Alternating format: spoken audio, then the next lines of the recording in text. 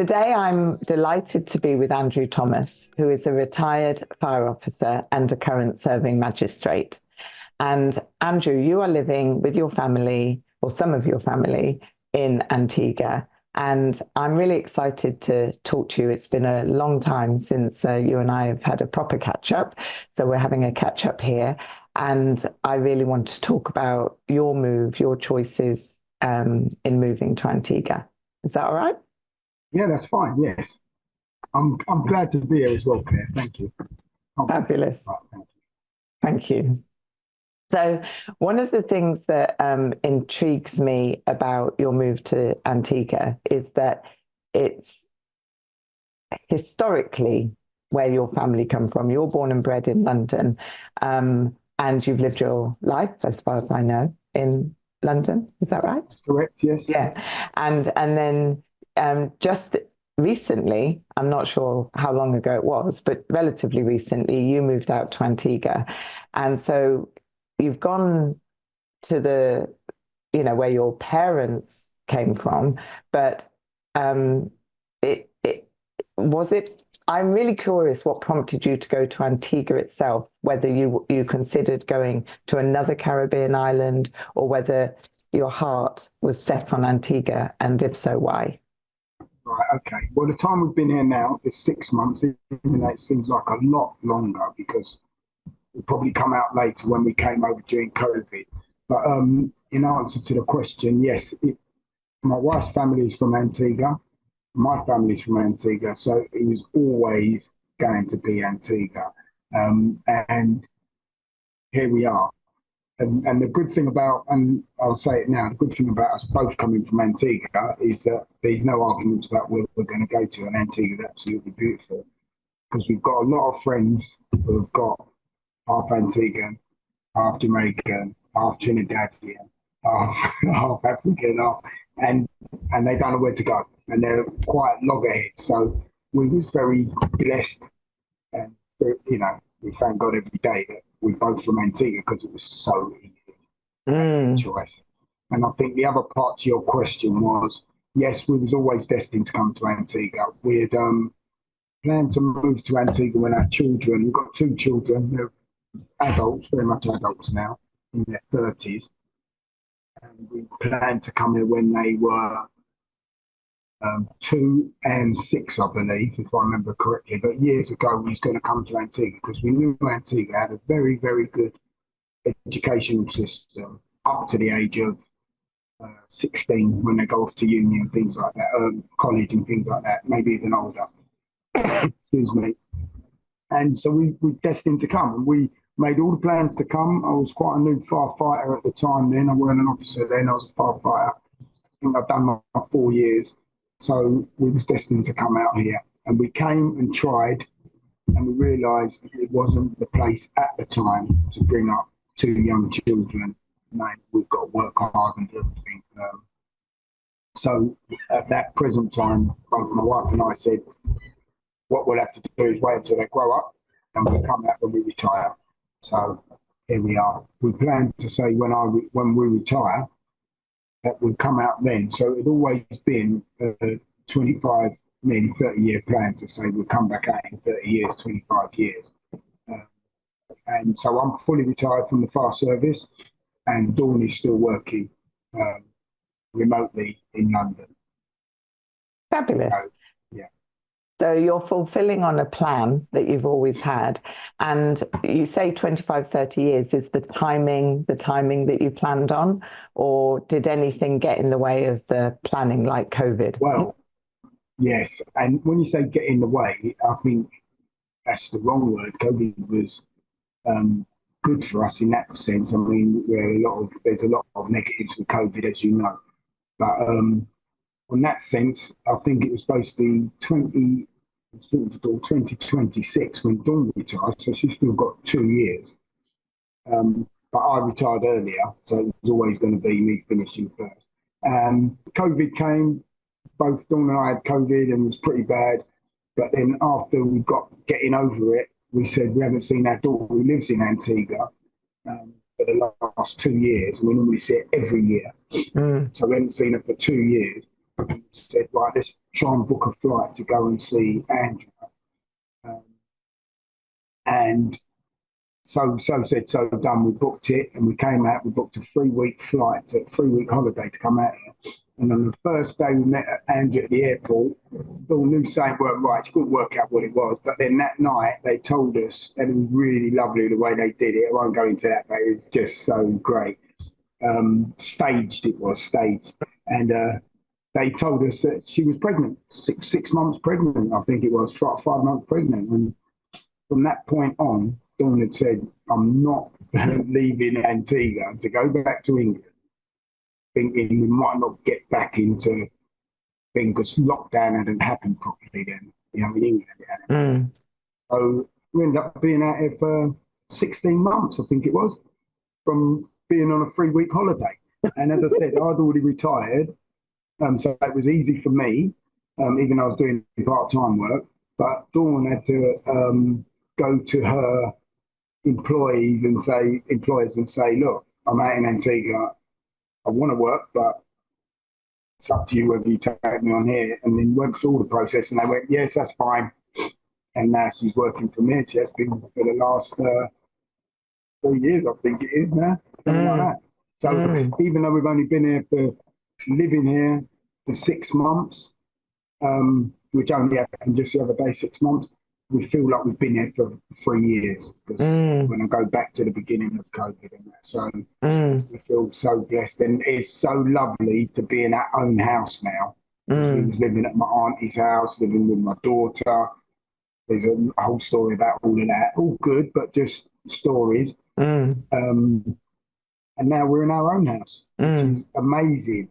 It's an amazing house and amazing views, minutes from the beach. It was amazing, and that's why I will say, and I say it to everyone, I'm a Christian person anyway, but it brought us absolutely closer to God because of what happened. And it was from that point that I realised that wasn't just luck. I don't use the word luck, I always say blessed now because of that, because I knew that that was God's plan. Yeah, I'm really glad it worked out for you both, that you could be there for such an important time.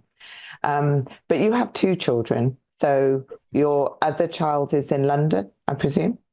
Or yeah, our other child's in London, Justin. My daughter's Andrea, and Justin's our son. He's the older, and he's got 2 boys, 2 lovely boys. They're 9 and 6 now. And yeah, they live in London, and that was quite a tough one. We're very, very close to them in London. We see them every day. They live just up the road, actually on the same road as us, 3 doors up on the other side, if you like. So we saw them every day, every morning, picked them up there, and it was absolutely lovely. And then obviously this come about, and we've got a granddaughter now for our daughter. And do you think the opportunity is there for Justin and his family to come out to see you in Antigua? Absolutely. Since we've been here over the 3 years, they've been out 3 times. The children, they came out with their mum, and then they came out with Justin. So yeah, I think it's 3 times. So, and we're going to have them out again. It's my birthday in August. They're going to come out for August, and we may have them. I said to them, if we can have them out all the time, just get them out here. And then one of the things I was going to come to is the fact that Andrea is already living in Antigua, so she beat you to it. She beat us to it, yeah. And when our kids were growing up, we used to come to Antigua every year, see our grandparents at the time, see family. Antigua's so lovely as well, and that's what I said that before. It is a bit of paradise. So we was coming every year, and everybody who comes to Antigua, like even family and friends, you know, always go, oh yeah, we'd love to live in Antigua. They sort of said bit tongue in cheek, and no one ever does for what you do. But Andrea, from the very beginning, had said, oh, you know, I don't like the cold, I want to come to Antigua. And she just stuck by it the whole way through. And as soon as she finished her Masters, English, she'd met a lovely man, Kaboom, who she's married to. They'd met here in Antigua. He studied here in Jamaica, and she studied England and Wales. And they were long-term lovers, as it were. And then, yeah, it just stuck until she's come out here. And so it was always destined for her to come here. She was never going to stay in England. And so how easy was it finding the house? Because when I spoke to you many years ago, when you were in the COVID piece and we had a conversation, you were by a beach then, presumably at a relative's house. That was Andrew's house. Oh, that was Andrew's house. Yes. Okay. And so was it important to you when you were looking for your own home that you lived by the beach? Was that a critical piece or not? That was my criteria, because I'm thinking you're leaving England. You don't want to come to England and live in somewhere. You're in a place with 365 beaches. You don't want to be far from a beach. Mm. But that said, it's not easy to get those kind of locations, etc., etc. So one of my main criteria was to be close to a beach. And I forget what the other criteria was in respect of doing what kind of house and, all that. But that was very much my criteria, being near a beach. And going back to how it come for us to find in our house, the house that we saw in now, as I said, is next door to them. It's a lovely house. And we used to see it all the time, but it was way too expensive. And while I was doing the work on Andrew and Kaboo's house, the people who live in this house, who are American, but they've been here 20 years, have said that they're looking to sell, but they can't sell it, and they might be looking to reduce the thing. And I was chatting to them about, oh yeah, it'd be lovely to buy a house, but we can't afford that. And negotiated a very good price, and the rest is history. They're here. And now that you're there, I always think that certainly this is my experience, that when you move somewhere, you have some expectations, some things are surprises and things like that. What are some of the things that have taken you by surprise that you weren't really, because obviously staying there for 16 months was probably an expose to life there, but you still weren't really living there. So now that you're officially there in the last 6 months, has anything caught you by surprise that you've gone, oh, this is a bit different, or? Not really like that. The reason why I'm laughing and smiling is because I've got a thing out here now, and I've got Dawn, and I've got all my friends and people who have come here, because we've got a lot of people who return from England, family and mainly friends, but we didn't know them until we reached here. And I've got the term paradise tax. Paradise tax. Tax, okay. Tax, right? Paradise tax. Even to the point where I've shortened it to PT. Yeah, because even though I knew about it, so it wasn't a shock, the paradise tax out here is one of the real greats is going into a bank, and all the people are so lovely, everybody says good morning and all that, but the cashiers or the people working behind the tellers, they would be on their phone talking to their mum, their friend, their best friend, having a chat, and you'd be right in front of them, and it'd be like, oh, hold it 1 minute, and they'll carry on, finish their conversation, and go, yes, what would you like me to do? So old educated, you just want to go, what are you doing? There's no professor, right? So that's one of the things. And Dawn is very efficient. She's very like boom, boom, boom, boom. And I'll just say to Dawn, it's paradise tax. You ain't going to get utopia. You go to England and get all them things, and you ain't got the sun, you ain't got the beach, you ain't got the things. So that's one. But we knew about it. That's something someone talks about. Nothing is a real shock. Everything takes time. Everything is on island time. So we know that because we was out there a long time. Everything's done slightly different. And I think the best thing that Kaboo, my son-in-law, ever said to Dawn when we was going through all this stuff with the solicitors for buying their house and that, was Dawn would say, right, by Monday they should get back to us and tell us what is what. And they wouldn't come back to you till Friday or whenever. We'd be chasing, chase. And Kaboo said to Dawn, what I think it is, Mum, you need to lower your expectations. And from that point on, to Dawn, I'd already sort of done it. To Dawn, it was like, right. So rather than go, they could do it in 2 days, yeah, it might take more. Right. And That's the paradise tax. Right. Other than that, everything that we know of Antigua, you're right. We had that period of 16 months where we was renting but living, and we got the feel of everything. Yeah, how everything works and what we have to do, and the draconian way they do everything here. Just the way it is, paradise tax. So that's the term. So in answer to your question, I think we'd already paved the way for all the things that could have been shocking. We talk to people who are living there now, and they go, "What about this?" And I go, "You know, you're going to go there and stand up in the queue for a long time. That's just the way it is." Yeah. It sounds really good to have that quality of being accepting. I'm just thinking of a couple of my experiences here in America, and I'm not quick to being accepting. I'm quick to being annoyed. So I like the fact that you have that quality of accepting. And do you think that's made a difference to how you've got along with, things that would otherwise be frustrating, like waiting in queues? Absolutely. But do you think it's taken something from you to be that way, or do you think you naturally are that way? No, I think I'm naturally that way. I think Tom's found it a bit harder, and that's to have to really think about things and that. But I could deal with it a lot easier. We've had a lot of work gone on here, builders doing things and getting their house how we wanted it, sort of thing. You just have to go with the flow. As long as they do it right, it might not be done on time. And they say we'll see you on Monday, and they turn up on Thursday, and they called you. They go, we ain't going to lose sleep over not having that done. Just wait for them to come. Yes. But you can spend, one of the things you can do is spend a bit of time chasing.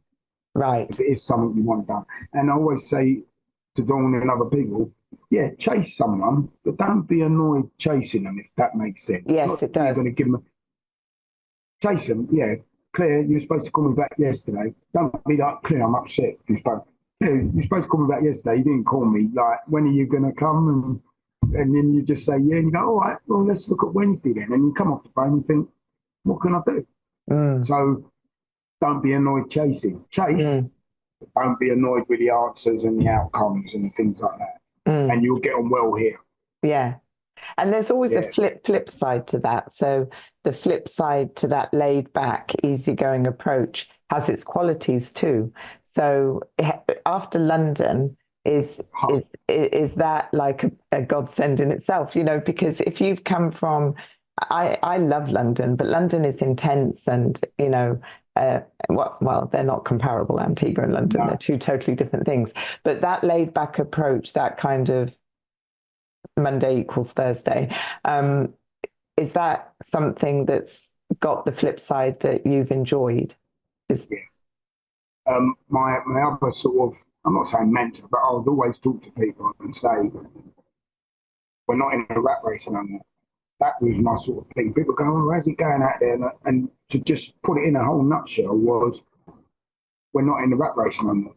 Being in Antigua, we are not in the rat race, which is chasing everything, the stealth taxes and, just everything. And the beauty on the opposite side of not being in the rat race is, told you about all the banks and all that, the beauty of being out there is everybody, or 90% of people, say good morning, good afternoon.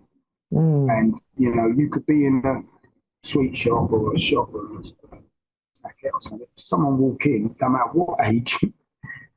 And they go, good morning, good up, and they're expecting, oh, good morning. Because if you don't, they'll look at you and say good morning. So that is lovely. And I used to sit with my dad and my granny and things like that, and my mum, I suppose, where they say morning to people all the time. In England, and people sometimes say morning, most people didn't. They were just on that wheel. But here, everyone, and the roughest person, dare I say it might think, oh, he looks a bit undesirable, will come up, help you with your bags, morning, da-da-da. And that is the beauty of being here. No one's really watching or seeing what you're doing or making notes. And there's no rat race. There's no rat race. That's I think that's answered the question. Mm, mm. And so looking forward, you've got your house. So a lot of things are in place. A lot of things are settled now. Yeah. So looking forward, what plans are you creating for your life there? What plans? Yeah. How do you wish to kind of involve yourself in community, or what difference do you want to Right. make? That kind of thing. Well, at the moment, that is a question that's just came up. Well, it comes up a bit. Since I first came out and I'm still in that London mode, I was, and it's quite small out here and it's who you know. Because everything you've gained in England as knowledge or as training or whatever is amplified out here. You bring it out here and it will be, wow, you are the level of whatever, higher level. Now, Dawn very much wants to get into um, customer services because of what I told you about customer service out here. It needs a whole level of bringing up, and so she wants to do that. And one of the things we may be doing as a partnership is meeting and greeting people coming into Antigua. Whether it be friends or family, meet them at the airport. It's all nice and that ain't like going Gatwick or Heathrow here. You just drive down, 10 minutes down the road, just, oh, there comes a plane, we better leave now. And then we go off and meet them, yeah. And then bring them, take them to their place, wherever it may be. So yeah, and we've got to, I didn't say that, but the place, as I say, blessed again, the place we've got, it's got an Airbnb or guest house, as we call it, downstairs. And that's all ready to roll now as well. So people are going to be coming in. They've got people coming in already. So yeah, I think God has got a plan for me. I always say that, and I don't know what that plan is, but I'm working in it, hoping that it will just come into fruition.